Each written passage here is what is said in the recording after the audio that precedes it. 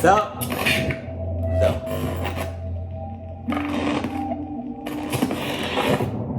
it's been a minute since I've reacted to one of your videos. Let's get it. Hold time. Hold on. Hold time.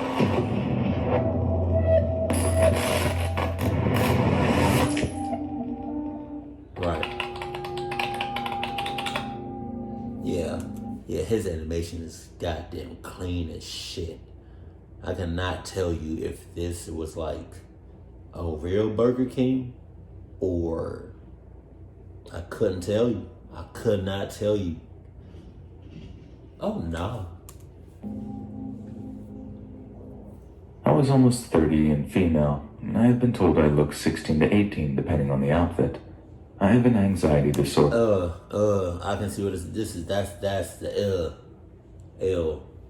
What she said? What he say? She 30 or something like that, or close to 30, but she looks 16 to 18. Ill. The ill that attracts.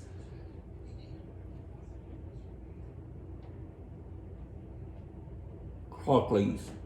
I said cluckies, and pedos, and creeps, and weirdos, and all of that. And additionally, I have issues picking up social cues, so sometimes I misunderstand things or get paranoid about things that are really innocent. So I've learned to question my thoughts. I've been working in the food service industry for a few years, and in particular about 2 years at the Burger King this happened in. This incident happened about 4 years ago now. I had just started working some late night shifts and we hired a new manager. Who is this? Whose voice is this? Is this Lex Reeves? I don't know. I completely missed the narration, the name of the narrator. But is this I want to say this is Lex Reeves. Paul. He was a foot or so taller than me, skinny, with dark eyes, and usually wore large glasses. He wasn't physically imposing, but still made me nervous because he was new and male. There are reasons new males put me on edge, but that's for another day. After a few days, I noticed some strange things. Whenever I worked the counter... Hey, can I just tell y'all? The eyes? Yeah. Goddamn gorgeous. On everybody. The eyes? Oh my God. Stands so close behind me. Oh my God. I could feel the cloth of his shirt brush my neck because he was looking over my shoulder. Again, I worked here before he did and had for a year, so it bugged me. If I was stuck in the drive-thru area instead, he would stand in such a way that I was blocked in and couldn't get past him. And every time I bent over, if I looked up, I could tell that he was staring right at me. At first I figured I was just imagining it, that he How can you imagine that shit? Look at that. How can you imagine that shit? You can't. He's there. He's right there. He's right there. Looking at you, talking about something. Oh, because we can't see his right hand. purposely blocking me in. I had to be just paranoid again, I assumed. After a few more weeks of working there, he started buying pizza for the crew, or drinks, etc. for a nearby business, and he always was the one to go pick it up and bring it in. I wouldn't eat anything unless the rest of the crew did, and I never drank anything I didn't get for myself, nor did I leave anything in the back office just in case, because I just felt something was wrong. I kept telling myself it's overreacting, you're fine, but I couldn't shake the feeling. One night I was told I had to do a late night shift, just me, Paul, and Jack, someone that has worked there for a long time, and I trust him implicitly. Before the others left, I asked Jack to please keep an eye on Paul because he scared me. That night, Paul asked me to clean the bathrooms, and I had no choice but to agree. I have a very disturbing story about when I worked at Chipotle. When I first started working at Chipotle, I got a very disturbing story about that, about a bathroom incident.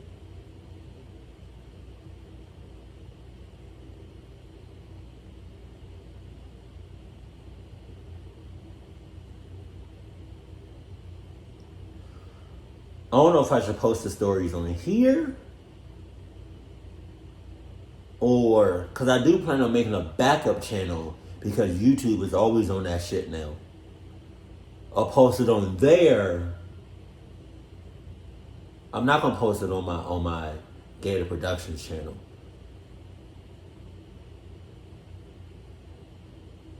I don't know yet. To illustrate the layout to the bathrooms of the building, in order to get to the bathrooms from the main office, you go by the kitchen, around the corner, through a door, into an entryway. From there, you open the men's room door, and from there is a back wall stall with the door. That's the stall I was in. So I'm there in the main men's stall, and Jack is in the kitchen as far as I know, with Paul in the office. As my back is turned, I hear the propped open men's room door shut. I turn around, and blocking my exit to the men's stall is Paul. Ah! Immediately I panic because that means that's 3 closed doors between me and Jack. Paul holds up a pair of drive-through headgear and makes a comment like, "So I found these new ones in the office. Want to use them? I probably shouldn't give them to you, but I like you, so I figured why not?" I decline, and honestly, I was shaking out of my shoes. Innocent as the dialogue was, he was looking me up and down the whole time, and it just felt creepy. He stood there about a foot away and just stared at me, not saying anything. And after a minute or so, Jack came in and said that there was a phone call and Paul had to come get it. Naturally, I booked it out of the bathroom and stuck myself to Jack, explaining that I was really scared and felt uncomfortable with the way Paul looked at me and the odd way he was behaving. Well, to me it was odd anyway, but again, I felt like I was probably being paranoid. He told me he wouldn't let me out of his sight the rest of the night and that he was sorry that he had been distracted. He didn't like Paul either, and he kept good on his word. A few hours later, Paul says he's grabbing pizza and some soda from the place I mentioned earlier. When he came back, he called me to the back office and offered me a glass of soda, pre-poured. I said no thanks, I'm fine. Thinking to myself to the time that I'm being overly stupidly paranoid, but then again, why do they always bring soda? We had over 100 kinds on the premises. He asked me another 2 to 3 times if I was sure, and I again declined. Jack right beside me. Then Paul asked me if I had a boyfriend. I did, but I lied and said fiancé because I figured it maybe dissuaded any potential flirting. He says, "Fiancé? Aren't you a little young for that?" I don't know why, but I told him my age. He just kind of sat there and looked me up and down, really slow. "Oh, I thought you..." I don't know the other dude's name, but is he picking up on these clock signs? Because I am, since day one. "Or 16 or 17. From there, he left me. See, that's what I'm saying. On some cluck shit, on some weird pedophile shit. He's been all over her ass, and he thought she was 16 or 17. Much alone. Believe it or not, 3 days later, he was arrested because the place he worked for before, he had inappropriately touched an underage female coworker, threatened them, and told them he was a cop and so on, and would arrest them if they told. Eventually, he was transferred from there to where I work, and we were never told anything till his arrest. He comes by twice since then, even though he's not... You know what's messed up, though? Just on background checks. I quit Chipotle this year, earlier this year, in May, right? I don't know if they changed it or not, but as far as I know, Chipotle Mexican Grill does not do no background checks. They don't. And that's another story. It's a few of them. Because they don't do background checks. You letting anybody and everybody be a man.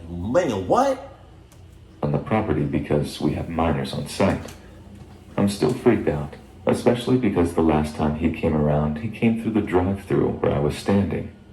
So to Paul, I hope I never see you again, and you get exactly what you deserve.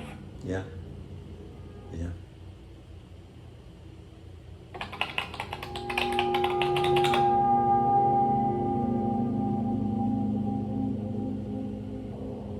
little backstory. The legal drinking age in my country is 18, so if you want alcohol and didn't have a fake ID or a parent to get it for you, then you had to wait outside of the off license, which is like a liquor store for the Americans, until someone came by who agreed to go in and purchase the alcohol for you.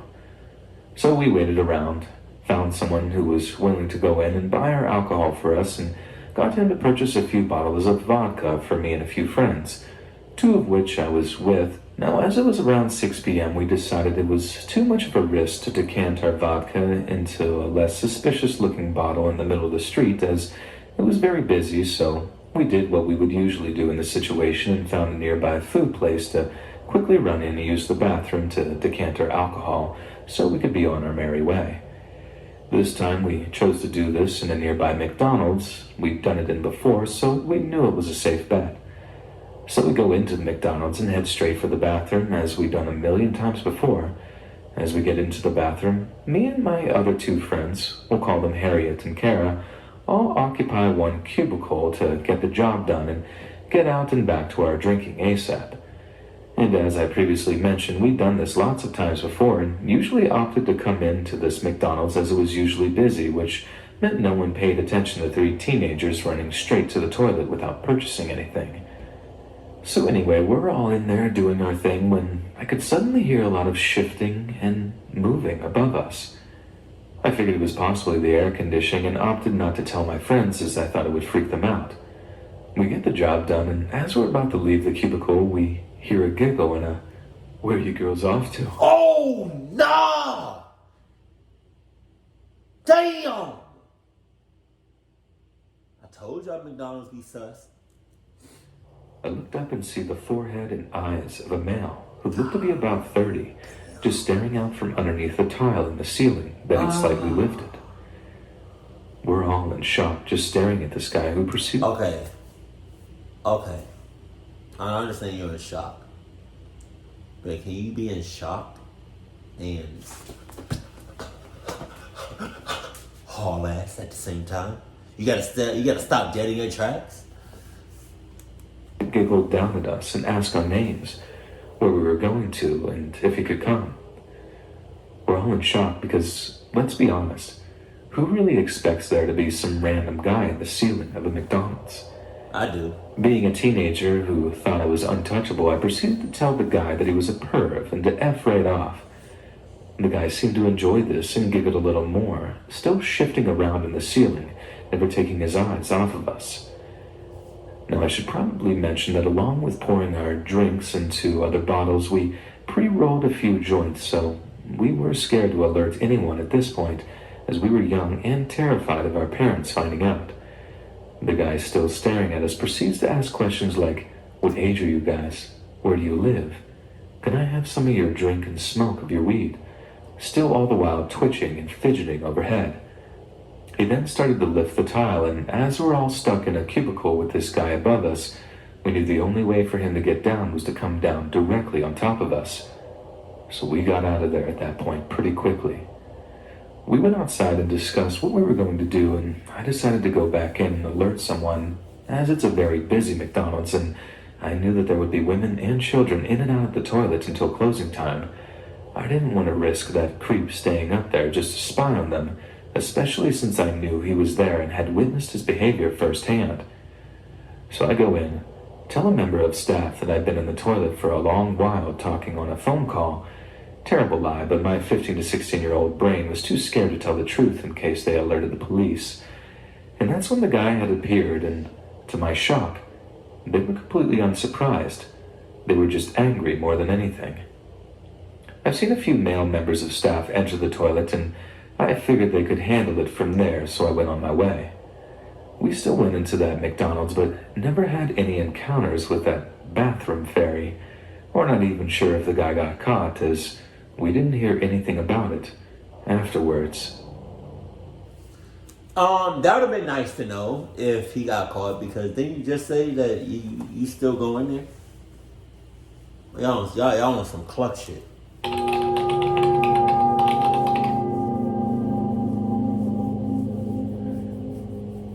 So a few days after my 19th birthday, A few of my buddies and I are rolling around town in one of our cars, passing bottles and generally getting up to no good.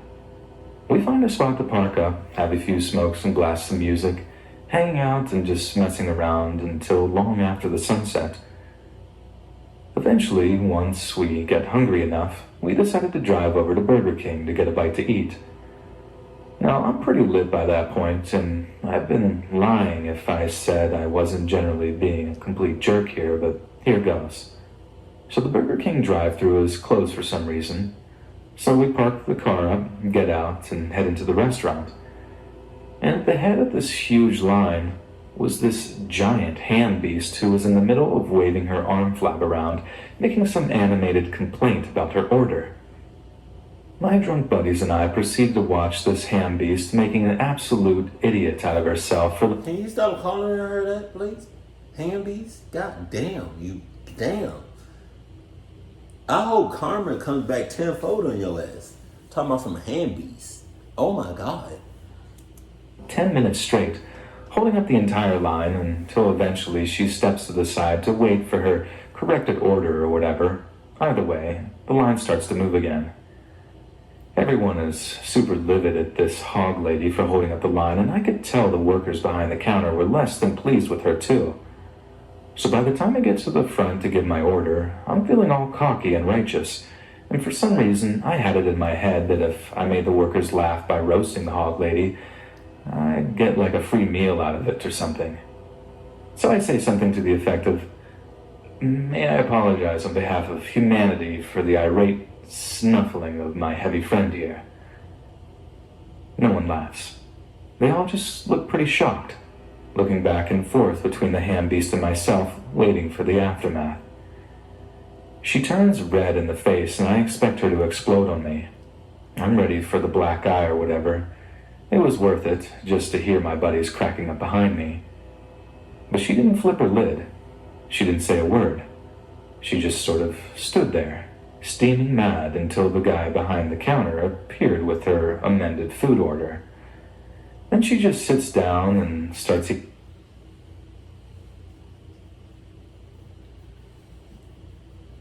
You on some supersize me shit. God damn.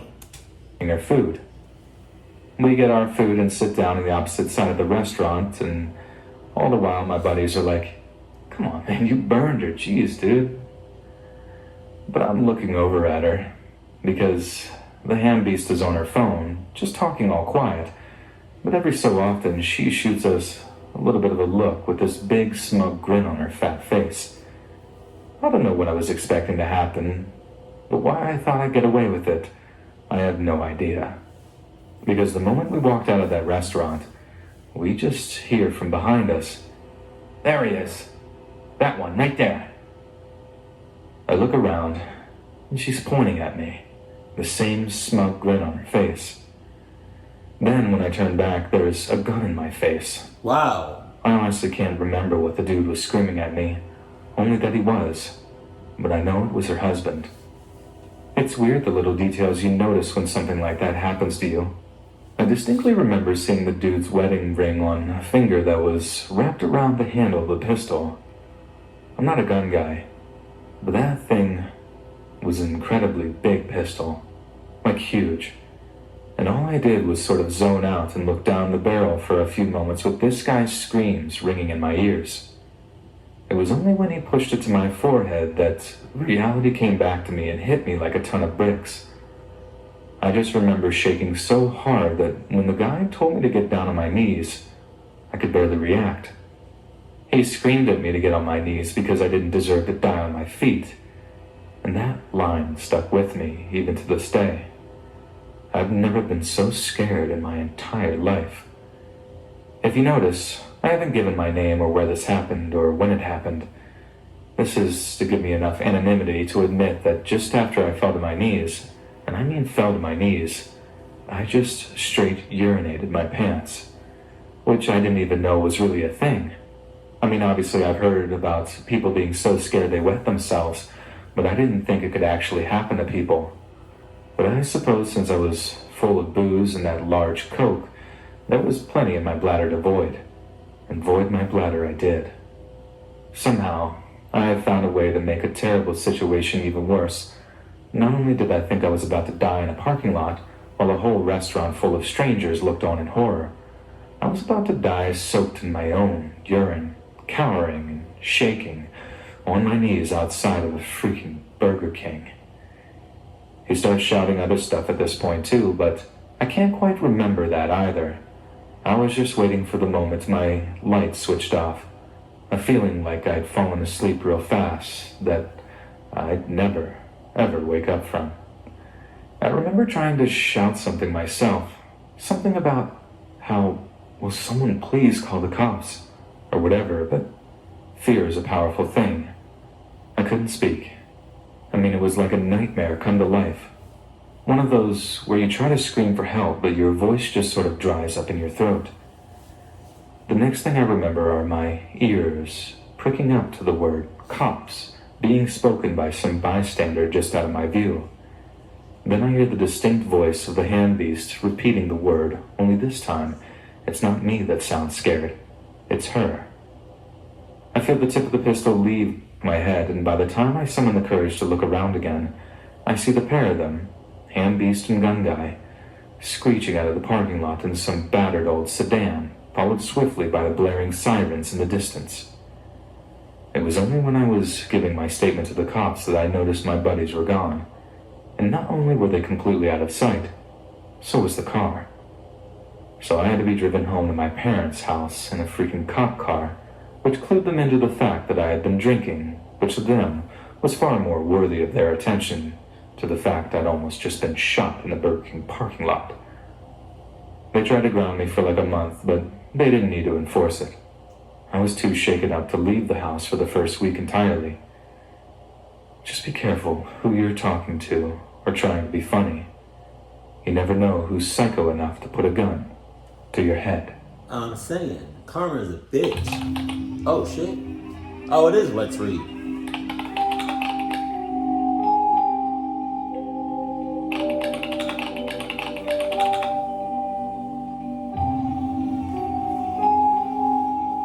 I'm gonna let it play through. Hold on, I'm cold now. Turn on the AC. I'm cold.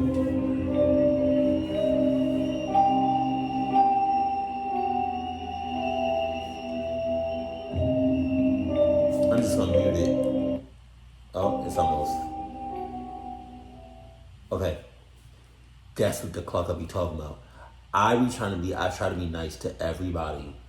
I don't care how mean they are. I don't care how rude they are to me. And I try to mind my business. You know, but when push comes to shove, if I feel like I can do something, then I'll do it, you know. But I'm not gonna. I'm gonna go in with caution. I'm not gonna do no crazy shit. But just cause you just gotta be careful about what you say to people, how you say it to people, and who the person is you talking to.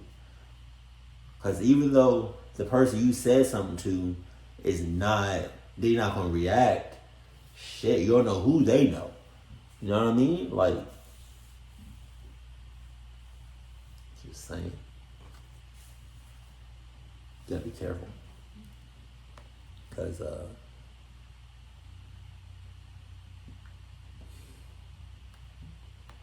shit may not go down like you think. That ass. I had a like, speaking about the bathroom thing earlier. I had a Chipotle manager who was on some pedophile shit. But there was one, like, in particular that I want to share y'all. I want to share it with y'all. But yeah, Jesus, that just, all of that reminded me of that. McDonald's. Yeah, I gotta do a better job because our security is ass. But I mean, I can't like, you know, like, I don't know how to say it. I can't really give y'all no advice on that because You're McDonald's. Clunkiness just gravitates to y'all. So that's just the way it is. Keep it cool, keep it classy, and I love you. Stay happy, my family.